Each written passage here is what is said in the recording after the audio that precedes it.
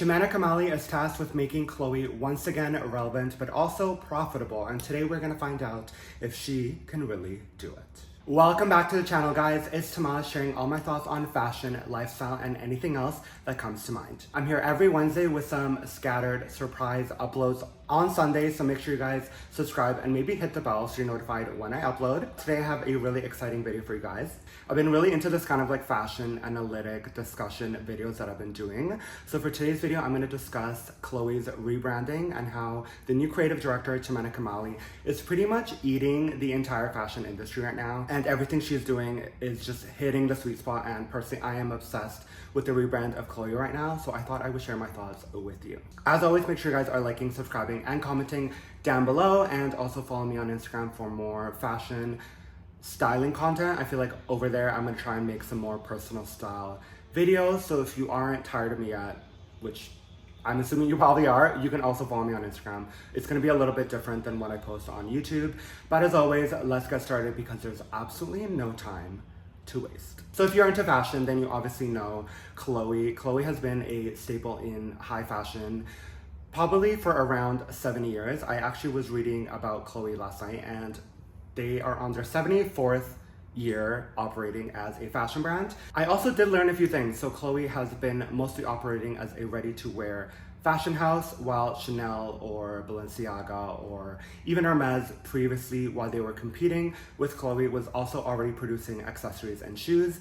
I learned that Chloe was not producing any accessories like bags or shoes until literally 2003, which as a fashion brand that came out in like 1954, to me, that's like a little crazy that they weren't producing probably the highest earning category for their brand, but I just thought that was like a fun little tidbit that I learned last night. Chloe definitely has had its up and downs in between relevancy and irrelevancy. For me, the heyday of Chloe was like the early 2000s, between like 2000 and maybe 2010, where that whole, like, I call it the Hills aesthetic. If you guys used to watch The Hills with Lauren Conrad and Heidi Montag, this kind of LA girl, California, bohemian, casual vibe. Chloe fit very, very right into this aesthetic. You know, it was very much the super tight skinny jeans, camisole, peep toe Louboutin pump, and then the Chloé Paddington bag. This was a peak time for Chloe, I guess, because they had just reintroduced handbags and accessories like jewelry and shoes, where the kind of,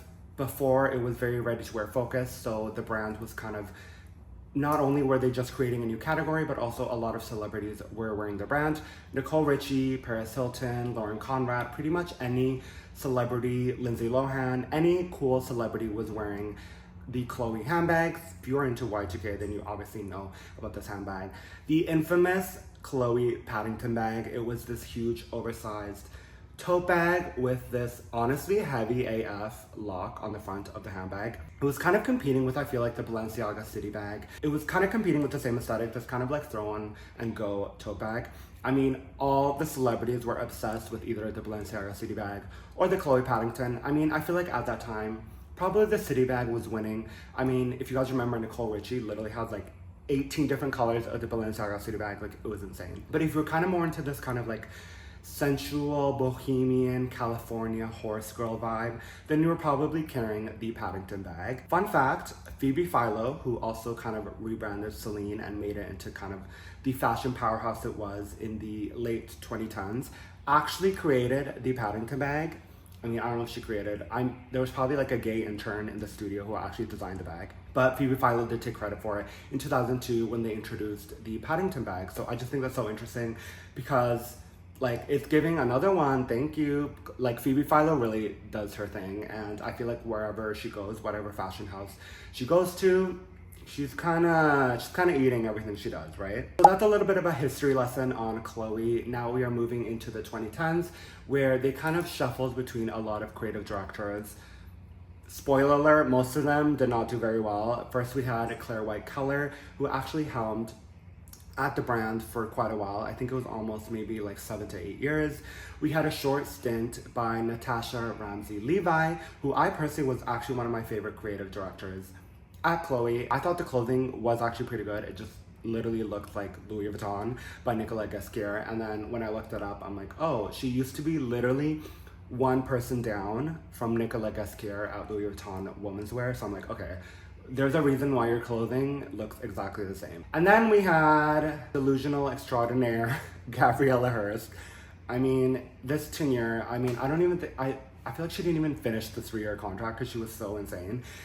I don't know if Gabriella Hearst is ever gonna watch this, but like, Gabriella Hearst has such a specific way of doing her business that I feel like did not work at Chloe. I feel like she was more interested in like dancing at the end of the runway shows and actually producing any kind of like wantable product. If I'm being honest, I'm not trying to be too harsh, but a lot of the collections were just nonsense, if I'm gonna be honest. And I think the problem with Gabriella Hearst is that she's too focused on this kind of like environmentalism kind of vibe that I feel like doesn't really work with a high fashion brand like Chloe, because let's be honest, we can try really hard to produce ethically, but when you're a high fashion brand, it's really, really hard to. Especially when you're working with leathers and like natural made fabrics, it's a little bit difficult. But yeah, Gabriella Hearst, probably a wipe in the stain of the Chloe history. She did not eat, okay?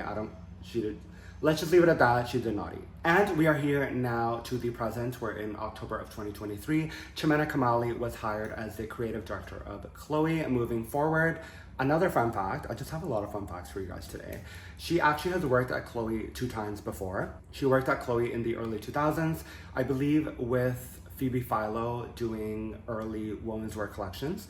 And then she joined in 2010 again under Claire White Color, also doing women's wear. I feel like this was a natural progression for Chemena to finally just head the House of Chloe. I actually feel like a lot of brands are doing this right now. Probably one of the biggest success stories of a designer working at a house previously is Alexander McHale at Gucci, where he worked in women's wear, or I think he did accessories for literally 20 years before they gave him the job. Salvatore De Sarno also has worked at Gucci for quite a while before they gave him the creative director position that he has now. Maybe he's not really doing the best right now, but I do feel like a lot of brands do take note when a in-house designer has been at the helm for 20 years. I mean, Virginie Viard is also a really big example. She was Karl Lagerfeld's confidant, his silly rabbit, literally for like 25 years before she got given the Chanel job. I mean, she got the boot, but hey, it pays to be loyal to these fashion brands is all I'm gonna say. Chemena is tasked with reinvigorating the House of Chloe. Let's be honest, in the last 7 or 8 years, nobody's thinking about Chloe, nobody is talking about Chloe, nobody's really buying Chloe. Though they did a lot of expansion of stores, they were one of the first high fashion brands to open a store in my city, which is Toronto, so they definitely have been trying to expand to kind of be available worldwide. Chemena's first collection, which was fall 2024, was actually critically acclaimed, not by me, but also everybody else.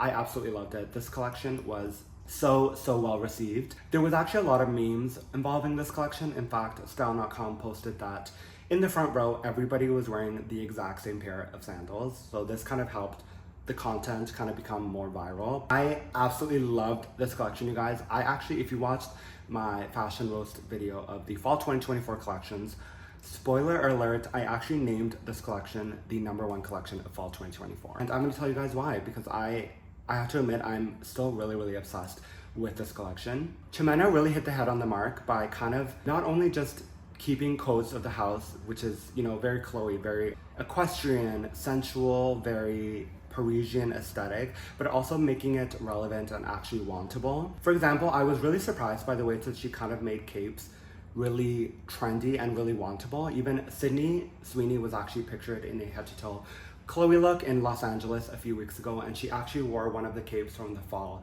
2024 collection. And I was like thinking about it, I was like, capes are actually really hard to wear, and especially when they're cropped and they don't hit all the way to the waist. And I was just thinking, like, the way she made these lacquered kind of liquid plum capes is just so wantable and so good, you guys. I'm actually really impressed by this collection. A lot of excellent outerwear was featured in the collection as well. These very like classic, but like you really never have to buy another coat. These wool coats with huge lapels and these big buttons, liquid trenches, these kind of laminated leather trenches that she did on the runway in black, blue, I believe she did them in plum as well. And it was really these invigorating colors that I was really into the collection. Apart from the obvious hero pieces, which were the see-through chiffon dresses, which by the way, none of them cost less than $6,000. And they do not come with a gift with purchase Skims bra underneath.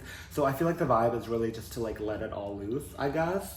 But these chiffon dresses are featured in the latest campaign, and they did do a photo shoot content back in June for kind of like a mini campaign before the actual campaign. So they are definitely pushing these chiffon dresses as kind of the hero pieces. I mean, these dresses are very much the house of Chloe. If you look at collections previously from every other designer, they have done these very flowy chiffon dresses. It's very like Coachella in the early 2000s, Florence and the Machine kind of vibes, and these dresses are being pushed everywhere, even on their website.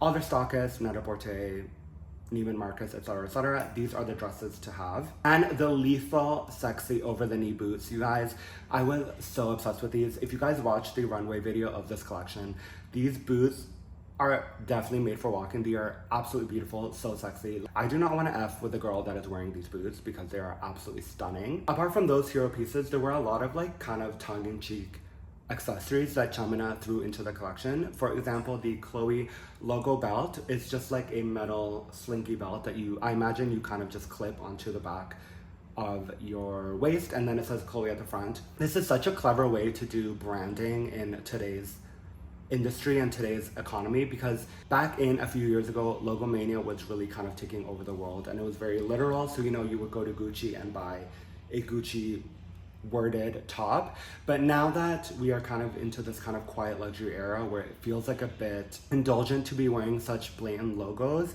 I feel like this Chloe metal logo belt is actually so clever. I actually thought that it would be fun if Chloe did a customized service where you could kind of pick your own name. I mean, depending how long, like if your name is Stephanie, maybe like it'd be too long, but if your name is Lily, then Chloe would make the belt for you. I thought that was like a clever way of kind of customizing your experience at Chloe. I don't think that they would ever do that, but I guess the point of it is that it's a logo belt that says Chloe. But I just thought it was such a clever way of kind of doing logomania in the current society. Now, I will say I'm not going to dick ride Chemena too much, even though I'm going to giving her full credit for successfully launching a rebrand of Chloe. The accessories did kind of leave a little bit to be desired for, especially the handbags.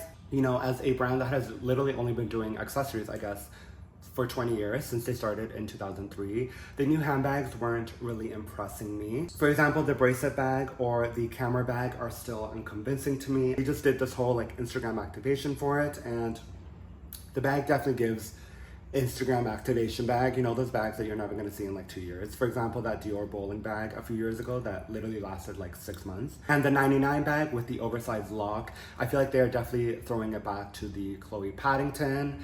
I mean, I don't know why you wouldn't just re-release the Paddington instead of trying to make a handbag that is reminiscent, because like at the end of the day, people are just gonna want the Paddington, not this new 99 bag style. So I gotta say, the accessories weren't really doing it for me. I'm definitely not a Chloe customer. They are not appealing to me at all, but as a fashion fan, I wasn't really into it. So let me know if you guys are buying Chloe, let me know in the comments. If you feel like these handbags are really kind of worth the weight of a rebrand of Chloe. I don't know, it just feel like, to me, the clothing is what really stood out here for me and the overall vibe. And I feel like the accessories didn't live up to the hype, in my opinion, but you guys have to let me know what you think of the accessories. I mean, as we obviously know, accessories are the biggest part of a brand's like category and how they make their money. So in my opinion, I wasn't really buying the accessories. So I've kind of gone through the first collection. Chemena has since then designed Resort 2025 and Pre-Fall 2024, and I really just want to talk about why I think this rebrand is so successful. For the most part, there is really no brand out doing right now that is doing this kind of bohemian, like free girl, sensual kind of vibe out right now, especially in Parisian style, where this is kind of the way that a lot of Parisian women dress. I mean, I guess they could go to Sandro or Maj, where it's a little bit more girly or feminine. This feels like a bit more aggressive, masculine sensuality that we aren't really seeing in any other brand out right now, if I'm being honest. You could compare it to like Chanel, right? Where it's all very like tweed focused, but it's still very formal, very suit and tidy kind of flirty vibes that Chanel does. Chloe to me really just feels like that throw on and go and just go on about your day. I mean, in interviews, Chemena has talked about how she's really sees the entire world as one wardrobe where you can just kind of mix and match pieces. It's very Celine by Eddie Simon, it reminds me of, because I feel like Eddie Simon doesn't really design featured collections. He's kind of just creating a continuous wardrobe. And I feel like Chemena is trying to do that with her collections. So one, there is really nothing out in the luxury market that is reminiscent to this.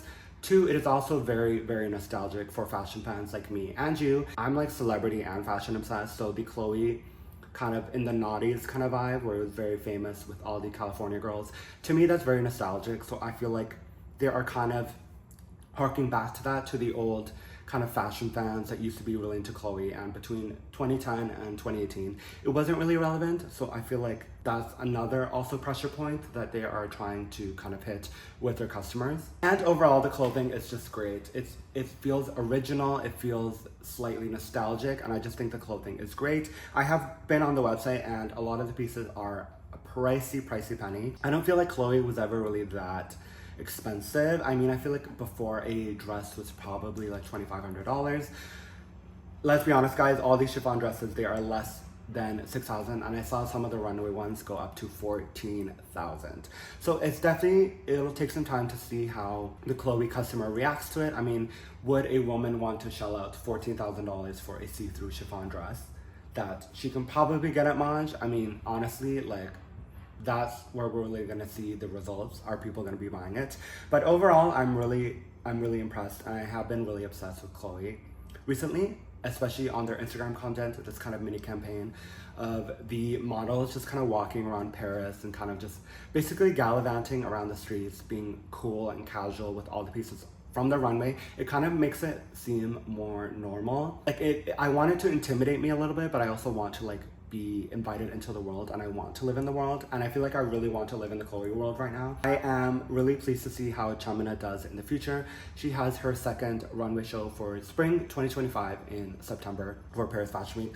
So I'm gonna be tuned in. I definitely see it becoming one of my top shows for the fashion roast videos that I do. And yeah, I feel like hopefully you guys really are on the same page with me. I hopefully described how I feel about Chloe hopefully coherent. You guys have to let me know what you thought of Chloe and Chemena's kind of rebrand. I feel like we'll have to wait a few seasons to see, but you know, in the season where like designers aren't having strong debuts like Salvatore Di Sarno, Sean McGear for McQueen, the fact that Chemena just hit it right out of the park is so great. It definitely helped that she's already worked there 2 times before, so she absolutely killed it. I'm super impressed, and I cannot wait to see what she does for the brand. Hopefully you guys enjoyed this kind of video. Please let me know in the comments or by liking the video if you guys like this kind of analytic vibe. I definitely have a lot of brands that I kind of wanted to select and talk about in the future. I feel like I kind of want to do Prada next, like Raf and Prada, because some stuff to talk about there.